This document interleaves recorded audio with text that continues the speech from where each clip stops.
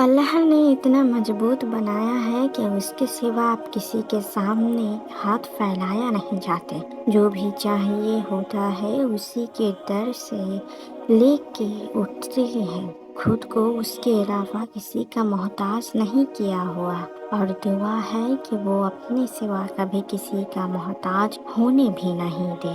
اللہ جب تمہیں اس چیز سے آزماتا ہے جس کو کھونے کا تم سوچ بھی نہیں سکتے، تو پھر صبر اور توکل کرنے پر اللہ تمہاری مدد بھی ان وسیلوں سے کرتا ہے جس کا تمہیں گمان بھی نہیں ہوگا۔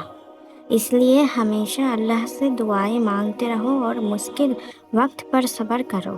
وہ بہت جلد تمہارے سارے پریشانیوں کو دور کرے گا اور تمہارے من پسند چیز سے تمہیں نواز دے گا۔ مایوس نہ ہوا کرو تمہارے رب سے، بہت کریم ہے وہ، کبھی بھی کوئی بھی دعا رد نہیں کرتا۔ اگر اپنی دعا کی قبولیت چاہتے ہو تو اللہ سے مانگو۔ اگر اپنی دعا کی قبولیت چاہتے ہو تو اللہ سے مانگو، نماز پڑھ کے تہجد میں رو کر مانگو تو صحیح۔ اللہ نے اگر تمہارے دل میں ڈالا ہے تو اسے ضرور مقدر کا حصہ بھی بنائے گا، بس تم توکل سے مانگو۔ اللہ تو زور سے کی گئی اور آہستہ سے کی ہوئی باتیں بھی سن لیتا ہے، خاموشیاں بھی سمجھ لیتا ہے، لبوں پر آ کر رک گئے الفاظوں کو اور دل سے گزر رہے خیالوں کو بھی جانتا ہے۔ اسے کچھ بھی پوشیدہ نہیں، وہ ہر کیفیت سے واقف ہے۔ بس ہاتھ پھیلا لیا کرو، رو لیا کرو، باقی سب کچھ وہ ٹھیک کر دے گا۔ کیا پتہ تمہارے اس صبر کے بدلے اللہ نے تمہارے لیے وہی کچھ مقرر کیا ہو جو تم اس سے مانگتے ہو، جس کے لیے بار بار اللہ کو مناتے ہوئے تمہیں لب نہیں تھکتے۔ تو پھر یقین رکھو اس صبر کا صلہ قریب ہے۔ اللہ کو تمہارے اس یقین سے بہت پیار ہے جو تمہیں پختگی دے کر بس اللہ کی ہی آگے جھکاتا ہے۔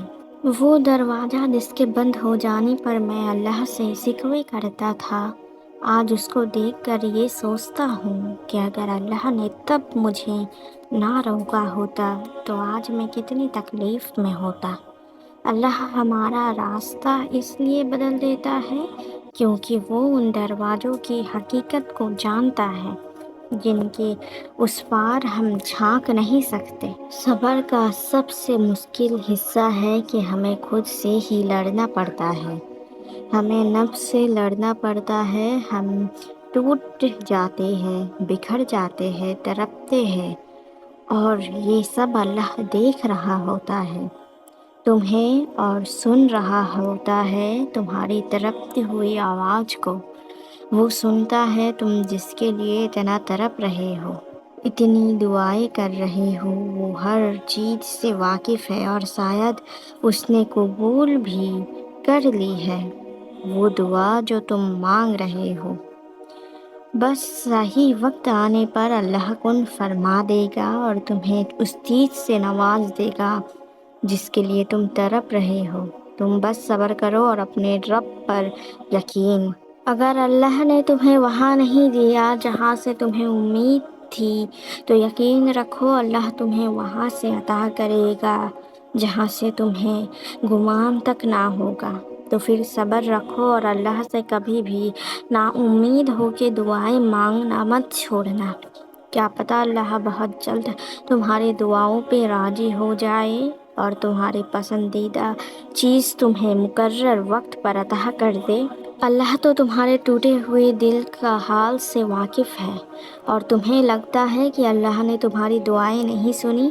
اللہ تو ہر ایک کی دعائیں سنتا بھی ہے اور قبول بھی کرتا ہے، بلکہ اس سے تو لفظوں کی ضرورت بھی نہیں ہوتی۔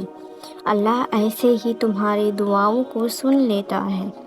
اس لیے ہمیشہ اللہ نے پورے